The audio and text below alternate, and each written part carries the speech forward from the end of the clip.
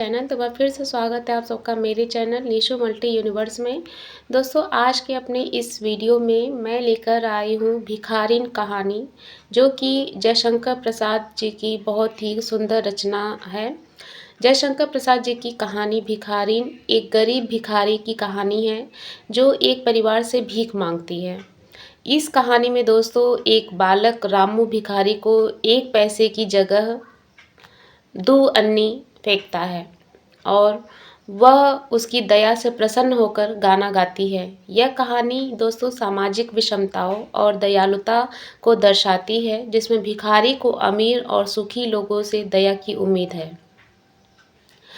दोस्तों आज इसी कहानी को मैं उजागर करने जा रही हूँ। लघु कथा है दोस्तों यह, तो आइए चलिए शुरू करते हैं। जाह्नवी अपने बालों के कंबल में ठिठुर कर सो रही थी। शीत कुहासा बनकर प्रत्यक्ष हो रहा था। 2-4 लाल धाराएं प्राची के क्षितिज में बहना चाहती थीं। धार्मिक लोग स्नान करने के लिए आने लगे थे। निर्मल की माँ स्नान कर रही थी और वह पंडे के पास बैठा हुआ बड़े कौतूहल से धर्मगुरु भिक्षा लोगों की स्नान क्रिया देखकर मुस्कुरा रहा था। उसकी माँ स्नान करके ऊपर आई। अपनी चादर ओढ़ते हुए स्नेह से उसने निर्मल से पूछा, क्या तू स्नान न करेगा? निर्मल ने कहा, नहीं माँ, मैं तो धूप निकलने पर घर पर ही स्नान करूँगा। पंडा जी ने हंसते हुए कहा, माता, अब के लड़के पुण्य धर्म क्या जाने, यह तो सब तो अब जब तक आप लोग हैं तभी तक है।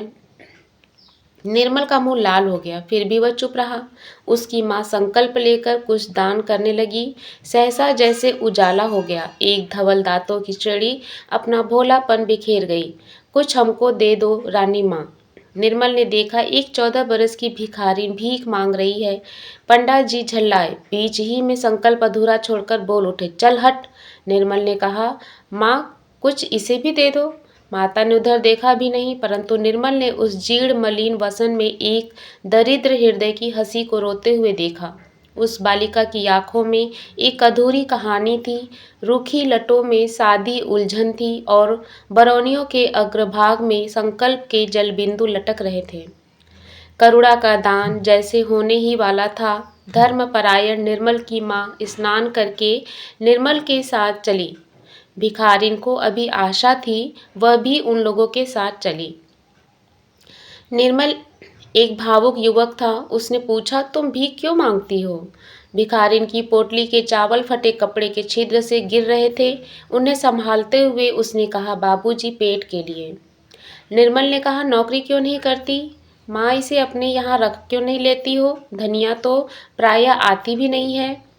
माता ने गंभीरता से कहा, रख लो, कौन जाती है, कैसी है, जाना न सुना, बस रख लो। निर्मल ने कहा, माँ, दरिद्रों की तो एक ही जाति होती है। माँ झल्ला उठी और भिखारिन लौट चली। निर्मल ने देखा जैसे उमड़ी हुई मेघमाला बिन बरसे हुए लौट गई। उसका जी जो है वो कचोट उठा। वो विवश था, माता के साथ चला गया। सुनेरी निर्धन के धन राम सुनेरी। भैरवी के स्वर पवन में आंदोलन कर रहे थे। धूप गंगा के वक्ष पर उजली होकर नाच रही थी। भिखारिन पत्थर की सीढ़ियों पर सूर्य की ओर मुंह किए गुनगुना रही थी। निर्मल आज भी अपनी भाभी के संग स्नान करने के लिए आया है। गोद में अपने 4 बरस के भतीजे को लिए वह सीढ़ियों में से उतरा है। भाभी ने पूछा, निर्मल, आज क्या तुम भी पुण्य संयज करोगी? क्यों भाभी, जब तुम इस छोटे से बच्चे को इस सर्दी में नहला देना धर्म समझती हो, तो मैं ही क्यों वंचित रह जाऊं? सहसा निर्मल चौंक उठा। उसने देखा बगल में वह भिखारिन बैठी गुनगुना रही है। निर्मल को देखते ही उसने कहा, बाबूजी, तुम्हारा बच्चा फले फूले, बहू का सुहाग बना रहे, आज तो मुझे कुछ मिले।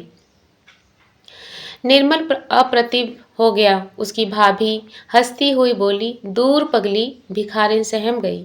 उसके दांतों का भोलापन गंभीरता के पर्दे में छिप गया। वह चुप हो गई। निर्मल ने स्नान किया।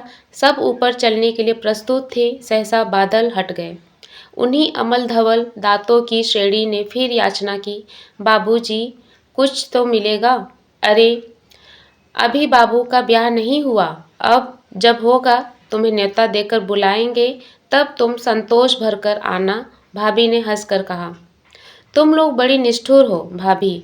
उस दिन माँ से कहा कि उसे नौकर रख लो तो वह उसकी जाति पूछने लगी, और आज तुम भी हंस रही हो। निर्मल की बात काटते हुए भिखारी ने कहा, बहू जी तुम्हें कुछ न देने के लिए बहाना कर रही हो, मगर मर पगली बड़ी ठीठ है, भाभी ने कहा। भाभी उस पर क्रोध न करो, वह क्या जाने, उसकी दृष्टि में सब अमीर और सुखी लोग विवाहित हैं, जाने दो, घर चलो। अच्छा चलो, आज माँ से कहकर इसे तुम्हारे लिए टहलनी रखवा देती हूँ, कहकर भाभी हंस पड़ी।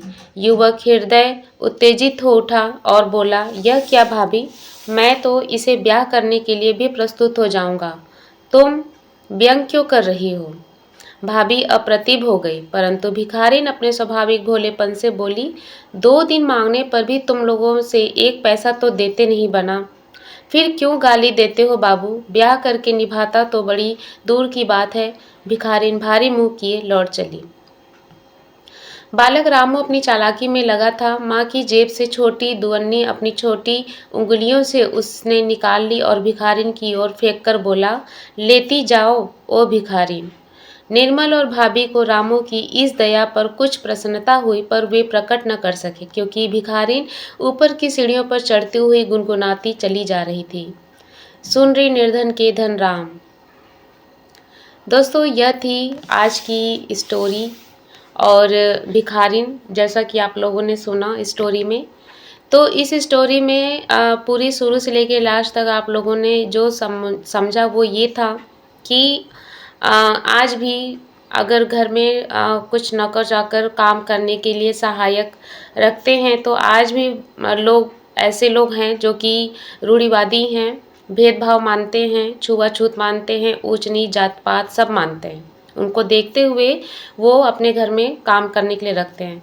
पर क्या श्रम का कोई जात पात होता है? अगर आप लोगों को कुछ भी इसमें ऐसा लगता है तो प्लीज़ कमेंट बॉक्स में लिख के ज़रूर बताइएगा।